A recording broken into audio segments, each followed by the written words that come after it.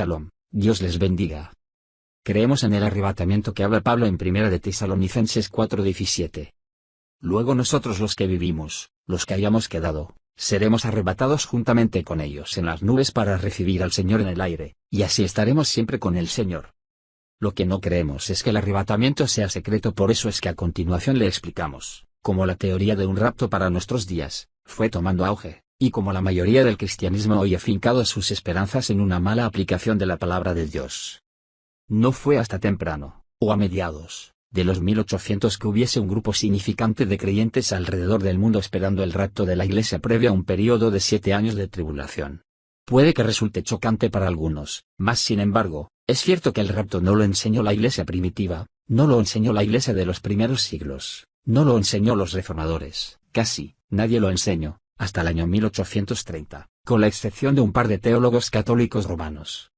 Para el tiempo de la Reforma, los primeros protestantes creían comúnmente, con convicción, que el Papa fuera la suprema incorporación individual y la personificación del espíritu del Anticristo, de la Iglesia Católica Romana y del sistema prostituto de Apocalipsis 17. Este entendimiento fue lo que condujo a millones de creyentes a salir del sistema religioso católico romano. A consecuencia, se volvió conveniente que ciertos teólogos católicos romanos desviaran la atención de la gente del papado, y esto lo intentaron hacer por medio de inventar una interpretación contraria a la tenida por los protestantes. Fue un sacerdote jesuita llamado Francisco Rivera quien, durante los días de la Reforma, enseñaba la interpretación profética del que el rapto sería secreto y antes de la gran tribulación. Más adelante, Emanuel Lacunza, otro sacerdote jesuita, edificó sobre las enseñanzas de Rivera, y pasó gran parte de su vida escribiendo un libro intitulado El advenimiento del Mesías en gloria y majestad. Pero, Lacunza escribió bajo el seudónimo de Rabí Beneza, alegadamente, un erudito judío quien hubiese aceptado a Cristo como Salvador. Con astucia jesuita, conspiró así para lograr que prestaran atención a su libro en círculos protestantes, donde, como producción de la pluma de un jesuita, no lo hubiesen permitido en sus hogares, pero lo devorarían con ávido interés como obra seria de un judío convertido. En las páginas de esta elaborada falsificación, Lacunza enseñó la noción novedosa según la que Jesús retornaría no una vez sino dos, raptando a su iglesia en la primera etapa de su retorno para que ella escape del reinado del futuro anticristo. Y su libro fue publicado por primera vez, en español, en el año 1812, encontrándose pronto en el estante de la biblioteca del arzobispo de Canterbury, en Londres, Inglaterra. Ahora, surge el nombre de Edward Irving.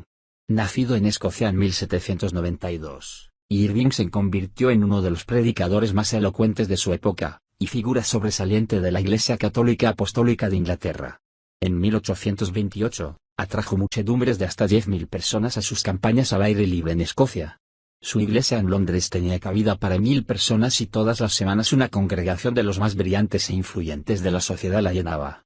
Entre ellos, había algunos que anunciaron, por declaración profética, que el Señor vendría pronto, y esto llegó a destacarse en sus enunciaciones y enseñanzas proféticas. Debido a estas declaraciones proféticas, algunos comenzaron a estudiar las Escrituras a la luz de un retorno físico literal del Señor.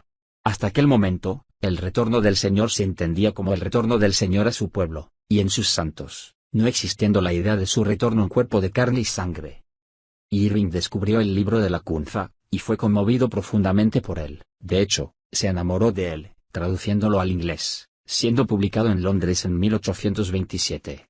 En aquel tiempo, Irving escuchó lo que creía ser una voz del cielo, la cual le comandaba a predicar el rapto secreto de los santos. Entonces, Irving comenzó a llevar a cabo conferencias bíblicas a través de Escocia, en las que enfatizaba el retorno de Jesús para raptar a su iglesia. Más o menos para aquel tiempo, empezó a emerger un nuevo movimiento, el cual llegó a conocerse como los Hermanos de Plymouth. El movimiento Hermanos tuvo su principio en Dublín, en 1825, cuando un grupo de varones serios, insatisfechos con la condición letárgica prevaleciente, en la iglesia protestante de Irlanda, se unieron para orar y tener comunión. Pronto, otros se unieron a la hermandad, levantándose grupos asociados en varios lugares. Pese a que el movimiento tuviera su inicio en Dublín, fue Plymouth, Inglaterra donde se centró su vasta misión de literatura, así adquirieron el nombre de Hermanos de Plymouth.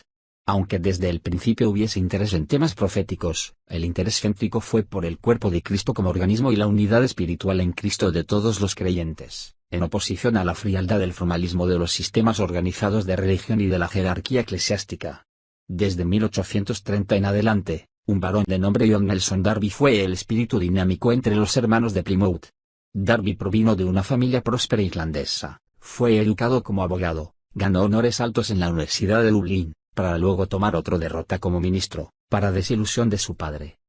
Así que, Irving y Darby eran contemporáneos, aunque asociado cada uno con distintos movimientos espirituales. En aquel mismo tiempo, otra serie de reuniones estaba en progreso. Un grupo de cristianos inconformes se reunía en la Castilla de la Dama Powers Court para el estudio de profecías bíblicas. Mucho clero acudía, incluso no pocos de los irvingitas.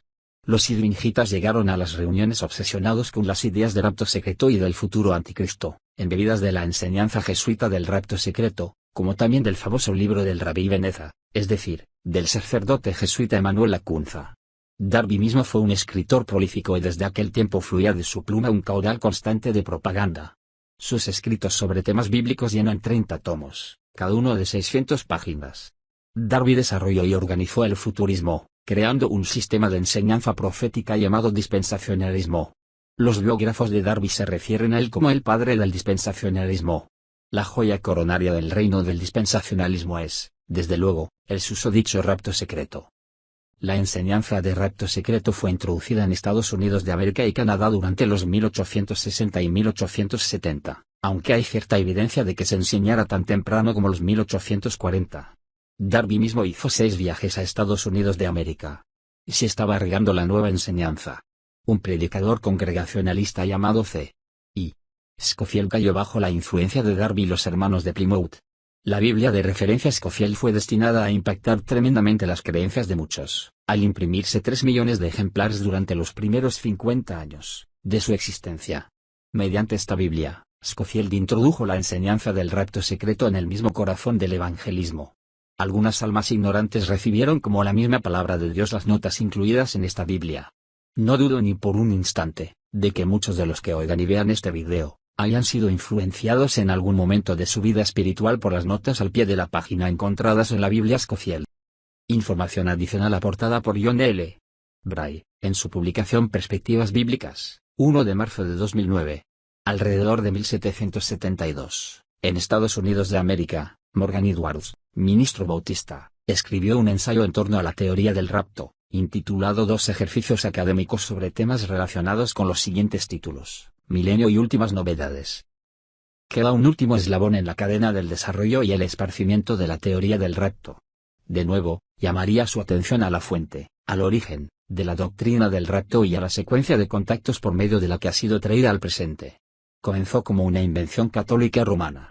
Los escritos del sacerdote jesuita Rivera influyeron en el sacerdote jesuita Lacunza, Lacunza influyó a Irving, Irving influyó a Darby, Darby influyó a Scofield, Scofield y Darby influyeron a D.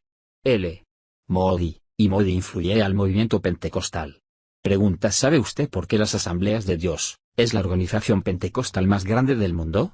Al comenzarse el movimiento pentecostal a principios del siglo XX, y celebrarse el primer concilio general de las Asambleas de Dios en 1914, en Hot Springs, Arkansas, se trataba de un movimiento pequeño, el cual no contaba con su propia casa editorial. Necesitaban material para sus escuelas dominicales y de estudio para sus iglesias.